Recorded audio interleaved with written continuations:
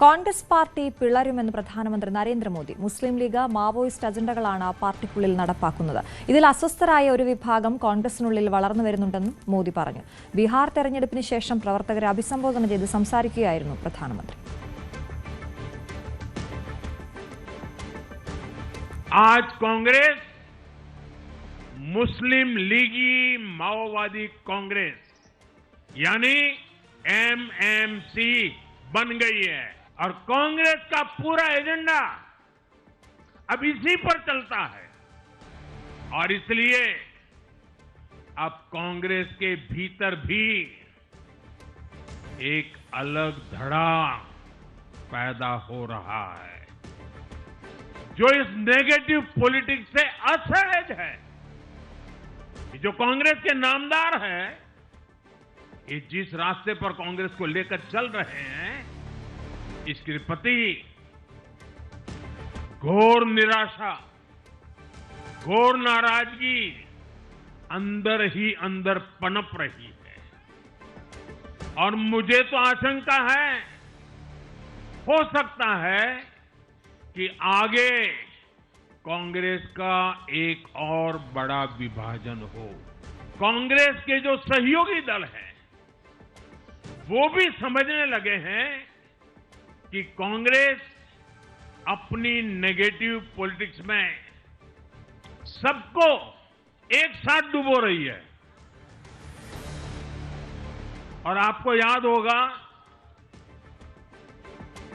इसीलिए ही तो मैंने बिहार चुनाव के दौरान भी कहा था कि कांग्रेस के नामदार तालाब में डुबकी लगाकर बिहार चुनाव में खुद डूबने और दूसरों को डुबोने की प्रैक्टिस कर रहे हैं। मैंने पहले भी इसी मंच से कांग्रेस के सहयोगियों को चेताया था। मैंने कहा था कि कांग्रेस एक लायबिलिटी है, कांग्रेस एक ऐसी परजीवी है जो अपने सहयोगियों के वोट बैंक को निगलकर अपनी वापसी करना चाहती है। इसलिए कांग्रेस से सावधान रहने की जरूरत उसके सहयोगियों को भी है। രാകേഷ് തുടരുന്നുണ്ട്. രാകേഷ്, ബീഹാറിലെ വലിയ വിജയത്തിന് ശേഷമുള്ള മോദിയുടെ ഈ വാക്കുകൾക്ക് വലിയ പ്രാധാന്യമുണ്ട് കോൺഗ്രസിനെ സംബന്ധിച്ചിടത്തോളം. ഒപ്പം ശശി തരൂരിന്റെ പ്രതികരണമൊക്കെ നമ്മൾ ഇന്നലെ കേട്ടതുമാണ്. എന്തായാലും നെഗറ്റീവ് പൊളിറ്റിക്സ് മടുത്തവർ ഇനി കോൺഗ്രസ് വിടും എന്നുള്ള മോദിയുടെ ഈ പ്രസംഗം വളരെയധികം ചർച്ചയാകും. ഇനിയും നിരവധി നേതാക്കളുടെ പ്രതികരണങ്ങളടക്കം ഇന്ന് നമ്മൾ പ്രതീക്ഷിക്കുന്നു.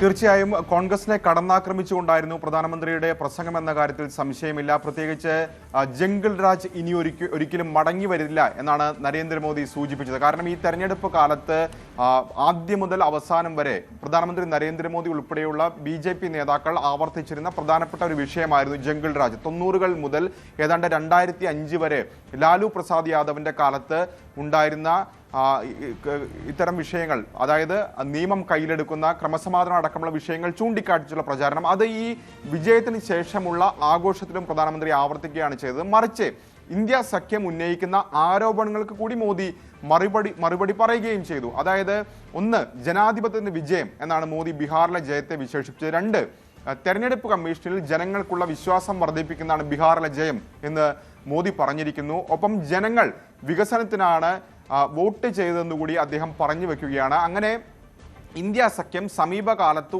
ഉന്നയിച്ച വിഷയങ്ങൾക്കൊക്കെ ഒരു മറുപടി എന്ന നിലയിലുള്ള പ്രസംഗമായിരുന്നു പ്രധാനമന്ത്രി നരേന്ദ്രമോദി നടത്തുകയും ചെയ്തത്.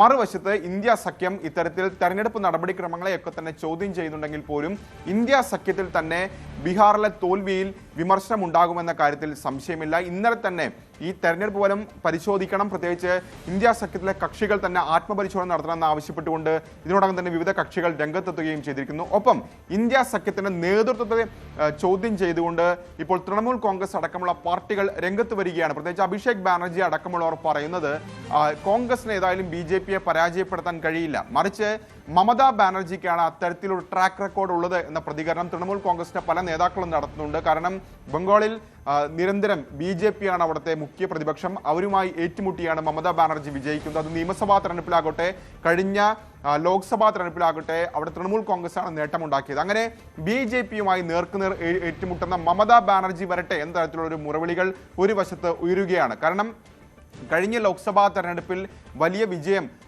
പ്രതീക്ഷിച്ചതിനേക്കാൾ മികച്ചൊരു വിജയം ഇന്ത്യ സഖ്യത്തിന് ഉണ്ടായി എന്ന കാര്യത്തിൽ ഒരു സംശയമില്ല. പ്രത്യേകിച്ച് BJPക്ക് ഒരു ശക്തമായ വെല്ലുവിളി ഉയർത്താൻ ഇന്ത്യ സഖ്യത്തിന് സാധിച്ചിരുന്നു. പക്ഷേ അതിനുശേഷമുള്ള നിയമസഭാ തെരഞ്ഞെടുപ്പുകളുടെ കണക്കെടുക്കുകയാണെങ്കിൽ പരാജയമാണ് ഉണ്ടായത്. അതായത് ഹരിയാനയിൽ പരാജയപ്പെട്ടു, ഒപ്പം തന്നെ മഹാരാഷ്ട്ര വലിയ പ്രതീക്ഷ വെച്ചിരുന്ന സംസ്ഥാനമാണ്, അവിടെ പരാജയപ്പെട്ടു. അതിനുശേഷം ഇപ്പോൾ ബീഹാർ കൂടി നഷ്ടപ്പെടുന്ന സാഹചര്യമാണ് ഉണ്ടായത്. ഇതിനിടെ ഒരു ആശ്വാസമായി മാറുന്ന ജാർഖണ്ഡ് നിലനിർത്താൻ കഴിഞ്ഞു എന്നും മാത്രമാണ്. പക്ഷേ അത് JMM എന്ന് പറയുന്ന ഒരു പ്രാദേശിക കക്ഷിയുടെ ബലത്തിലാണ് അത് സംഭവിച്ചത്. അപ്പോൾ സ്വാഭാവികമായും ഇന്ത്യ സഖ്യത്തിന്റെ നിലവിലെ നേതൃത്വം തന്നെ ചോദ്യം ചെയ്യപ്പെടുന്ന സാഹചര്യത്തിലേക്ക് പോകും. പ്രത്യേകിച്ച് വിവിധ സംസ്ഥാനങ്ങളിൽ നിയമസഭാ തെരഞ്ഞെടുപ്പിലേക്ക് പോവുകയാണ്. തമിഴ്നാട് അടക്കമുള്ള സംസ്ഥാനങ്ങളിൽ നിയമസഭാ തെരഞ്ഞെടുപ്പിലേക്ക് പോവുകയാണ്. അസമിൽ വീണ്ടും നിയമസഭാ തെരഞ്ഞെടുപ്പ് നടക്കുകയാണ്. അപ്പോൾ സ്വാഭാവികമായും ഇനി തെരഞ്ഞെടുപ്പിലേക്ക് പോകുന്ന സംസ്ഥാനങ്ങളിൽ ഒരു ആത്മപരിശോധന തീർച്ചയായും ഇന്ത്യ സഖ്യം നടത്തേണ്ടി വരും എന്ന കാര്യത്തിൽ സംശയമില്ല. ഏതായാലും ഇന്ത്യ സഖ്യത്തിന്റെ പ്രധാനപ്പെട്ട നേതാക്കൾ കോൺഗ്രസിലെ നേതാക്കൾ അടക്കമുള്ളവർ ഏതായാലും കമ്മീഷൻ നടപടിയാണ് ചോദ്യം ചെയ്യുന്നത്. അത് കേവലം SIRൽ മാത്രം ഒതുങ്ങുന്നതല്ല, മറിച്ച് ഈ തെരഞ്ഞെടുപ്പ് വിജയത്തിൽ നിർണായകമായ സ്ത്രീകൾക്ക് ഏതാണ്ട് 1.25 കോടി സ്ത്രീകൾക്ക് അക്കൗണ്ടിൽ 10,000 രൂപ എത്തുന്ന പദ്ധതി, അത് ഈ തെരഞ്ഞെടുപ്പ് കാലത്ത് RJDയും കോൺഗ്രസും ഒക്കെ തന്നെ പലപ്പോഴും ചോദ്യം ചെയ്തതാണ്. ഈ തെരഞ്ഞെടുപ്പ് കാലത്ത് എങ്ങനെ പണം വിതരണം ചെയ്യാൻ കഴിയും എന്ന ചോദ്യം ഉന്നയിച്ചതാണ്. കമ്മീഷൻ അവർ പരാതി നൽകിയതാണ്. പക്ഷേ കമ്മീഷൻ അതിന് നൽകിയ മറുപടി ഇത് പ്രഖ്യാപിച്ച പദ്ധതിയാണ്, നടന്നുകൊണ്ടിരിക്കുന്ന പദ്ധതിയാണ്, അതുകൊണ്ട് തടയാൻ കഴിയില്ല എന്നൊരു പ്രതികരണം കമ്മീഷന്റെ ഭാഗത്തുണ്ടായി. അതുകൊണ്ട് തന്നെ ഈ പ്രചാരണ കാലത്തൊക്കെ ആ പണം കിട്ടി, ആ പണമാണ് വോട്ടായി മാറിയത്, അത്തരത്തിലുള്ള സ്വാധീനം ചെലുത്തി എന്ന പ്രതികരണം അല്ലെങ്കിൽ വിമർശനം ഇന്ത്യ സഖ്യ നേതാക്കളുടെ ഭാഗത്തുനിന്നൊക്കെ തന്നെ വരുന്നുണ്ട്. അതുകൊണ്ടാണ് കമ്മീഷനെതിരെ ഇത്തരത്തിൽ കടുപ്പിച്ചുള്ള വിമർശനം ഇന്ത്യ സഖ്യം ഇപ്പോൾ നടത്തിക്കൊണ്ടിരിക്കുന്നത്. ഈയിടെ ബീഹാറിലെ എന്തുകൊണ്ട് NDAക്ക് ഇത്രയധികം വോട്ടുകൾ ലഭിച്ചു എന്നത് ഒന്ന് പരിശോധിക്കുമ്പോൾ ഏതൊക്കെ ഘടകങ്ങളാണ് പെട്ടെന്ന് മുന്നിലേക്ക് വരുന്നത്? ഏത് രീതിയിലായിരുന്നു അവിടെ NDAയുടെ പ്രവർത്തനം? മുൻകാലങ്ങളെ അപേക്ഷിച്ച് NDA ആത്മവിശ്വാസത്തോടു കൂടി ഈ പ്രചാരണത്തിലേക്ക് പോയി എന്ന കാര്യത്തിൽ സംശയമില്ല. അവിടെ തർക്കങ്ങൾ കുറവായിരുന്നു. കാരണം ആദ്യഘട്ടത്തിൽ സീറ്റുമായി ബന്ധപ്പെട്ടുകൊണ്ട് ചില പ്രശ്നങ്ങളൊക്കെ തന്നെ ഉണ്ടായിരുന്നു. ജിതൻ റാം മാഞ്ചിക്ക് സീറ്റ് കുറഞ്ഞു എന്ന പരിഭവം ഉണ്ടായിരുന്നു. ഉപേന്ദ്ര കുശ്വാഹയ്ക്ക് ചിരാഗ് പാസ്വാന് കൂടുതൽ സീറ്റ് നൽകിയെന്ന പരിഭവം ഉണ്ടായിരുന്നു. ചിരാഗ് പാസ്വാൻ എന്തുകൊണ്ട് 29 സീറ്റ് എന്ന ചോദ്യം ഉയർന്നിരുന്നു. നിതീഷിനെ മുഖ്യമന്ത്രി സ്ഥാനാർത്ഥിയായി പരസ്യമായി BJP പ്രഖ്യാപിക്കത്തിൽ ചില ആശയക്കുഴപ്പമൊക്കെ JDUവിനും ഉണ്ടായിരുന്നു. പക്ഷേ ഒരു ടീം എന്ന നിലയ്ക്ക് അവരുടെ പ്രചാരണം ഇന്ത്യ സഖ്യത്തിനേക്കാൾ മുന്നിട്ട് നിന്നു എന്ന കാര്യത്തിൽ സംശയമില്ല. ഒന്നാമതായി അത് തന്നെയാണ് വിജയത്തിന്റെ ഏറ്റവും വലിയ അടിസ്ഥാനം. അങ്ങനെ നോക്കുകയാണെങ്കിൽ ഇന്ത്യ സഖ്യത്തിൽ അത്തരമൊരു ടീം വർക്ക് ഉണ്ടായില്ല എന്ന് തന്നെ പറയേണ്ടി വരും. കാരണം രാഹുൽ ഗാന്ധിയാണ് ആദ്യം പ്രചാരണം തുടങ്ങിയത്. വോട്ടറധികാർ യാത്രയൊക്കെ തന്നെ അദ്ദേഹം അവിടെ നടത്തി. പക്ഷേ അതിനുശേഷം രാഹുൽ ഗാന്ധി ബീഹാറിലേക്ക് എത്തുന്നത് ഏറെ വൈകിയാണ്. അതായത് രാഹുൽ ഗാന്ധിക്ക് തന്നെ പരിഭവം ഉണ്ടായിരുന്നു എന്നാണ് പുറത്തു വന്ന റിപ്പോർട്ടുകൾ. പ്രത്യേകിച്ച് കോൺഗ്രസ് സ്ഥാനാർത്ഥി നിർണയത്തിൽ പോലും രാഹുൽ ഗാന്ധിക്ക് വിയോജിപ്പുണ്ടായിരുന്നു.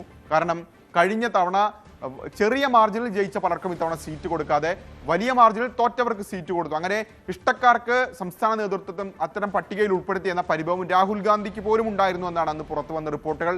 ഏറ്റവും ഒടുവിലാണ് രാഹുൽ ഗാന്ധി, അവസാനത്തെ ഒരാഴ്ച മാത്രമാണ് രാഹുൽ ഗാന്ധി ബീഹാറിലേക്ക് എത്തുന്നത്.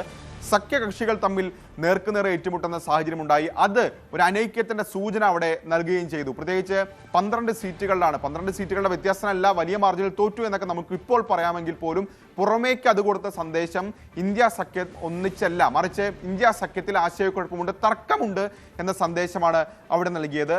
പിന്നീട് മോദി എന്ന പറയുന്ന നേതാവ് അതിനെ കിടപിടിക്കുന്ന തരത്തിൽ ഒരു സ്വാധീനം ചെലുത്താൻ രാഹുൽ ഗാന്ധിക്ക് ബീഹാറിൽ സാധിച്ചില്ല എന്നതാണ് യാഥാർത്ഥ്യം. മോദിക്ക് ഏതായാലും സ്വന്തമായൊരു വോട്ട് ബാങ്ക് ബീഹാറിൽ ഉണ്ട്. പ്രത്യേകിച്ച് 2014 ലോക്സഭാ തെരഞ്ഞെടുപ്പിന് ശേഷം ബീഹാറിലെ ഒരു വോട്ടിംഗ് പാറ്റേൺ നോക്കുകയാണെങ്കിൽ മോദി അവിടെ ഒരു സ്വാധീനമുള്ള നേതാവാണ്. പക്ഷേ ഇതിനെല്ലാം ഉപരിയായി നിതീഷ് കുമാർ എന്ന് പറയുന്ന ഒരു പാൻ ബീഹാർ ഇമേജുള്ള നേതാവ്, അത്തരമൊരു നേതാവ് തേജസ്വി യാദവ് യുവാക്കൾക്കിടയിൽ സ്വീകാര്യനാണെന്ന കാര്യത്തിൽ സംശയമില്ല, ഇനിയും ഭാവിയുള്ള നേതാവാണെന്ന കാര്യത്തിൽ സംശയമില്ല. പക്ഷേ നിതീഷ് കുമാറിനൊപ്പം നിൽക്കാനുള്ള ഇല്ല, അല്ലെങ്കിൽ നിതീഷ് കുമാറിനെതിരെ നടത്തിയ പ്രചാരണം, പ്രത്യേകിച്ച് അദ്ദേഹത്തിന്റെ ആരോഗ്യ പ്രശ്നങ്ങൾ അടക്കം ചൂണ്ടിക്കാണിച്ചുള്ള പ്രചാരണം, അദ്ദേഹത്തെ ടാറ്റ അങ്കിൾ എന്ന് പറയുന്ന, അല്ലെങ്കിൽ ഗുഡ് ബൈ അങ്കിൾ എന്ന് പറയുന്ന പ്രയോഗങ്ങൾ, ഇതൊക്കെ തന്നെ സ്വാഭാവികമായും തിരിച്ചടിച്ചിട്ടുണ്ടാകാം എന്ന് വിലയിരുത്താം. മാത്രമല്ല നിതീഷ് കുമാർ എന്ന് പറയുന്ന നേതാവ് 2005 മുതൽ നേരത്തെ സൂചിപ്പിച്ച ജംഗിൾ രാജിൽ നിന്ന് എങ്ങനെ ബീഹാറിനെ മോചിപ്പിച്ചു എന്നത് സ്വാഭാവികമായും അത്തരം കാര്യങ്ങൾ ഓർമ്മിപ്പിക്കുമ്പോൾ പഴയ തലമുറയിലെ വോട്ടർമാർക്ക് എന്തായിരുന്നു ലാലുവിന്റെ കാലത്തെ ഭരണമെന്ന് ഓർമ്മ വരുമെന്ന കാര്യത്തിൽ സംശയമില്ല. അങ്ങനെ 2005 മുതൽ ഒരു വോട്ട് ബാങ്കിനെ സ്വന്തമായി നിലനിർത്തിയിട്ടുള്ള നേതാവാണ് നിതീഷ് കുമാർ. പ്രത്യേകിച്ച് EBC എന്ന് പറയുന്ന ഒരു വോട്ട് ബാങ്ക്, അത് നിതീഷ് കുമാറിന്റെ കാലത്താണ് EBC എന്ന് പറയുന്ന ഒരു കാറ്റഗറി കൊണ്ടുവരുന്നത്. അവർക്ക് ഏതാണ്ട് 36% വോട്ടുണ്ട്. ഇതുകൂടാതെ ദളിത് വോട്ടുകളുണ്ട്. സഖ്യങ്ങൾ രൂപീകരിക്കുന്നതിൽ വലിയ ഈ വിജയം നിർണായകമായി. പസ്വാൻ സമുദായത്തിന് 6% വോട്ടുള്ള പാർട്ടിയാണ് പസ്വാൻ. ചിരാഗ് പാസ്വാനെ മുന്നണിയിലേക്ക് കൊണ്ടുവരികയും അവർക്ക് ചോദിച്ച സീറ്റുകൾ BJP നൽകുകയും ചെയ്തു.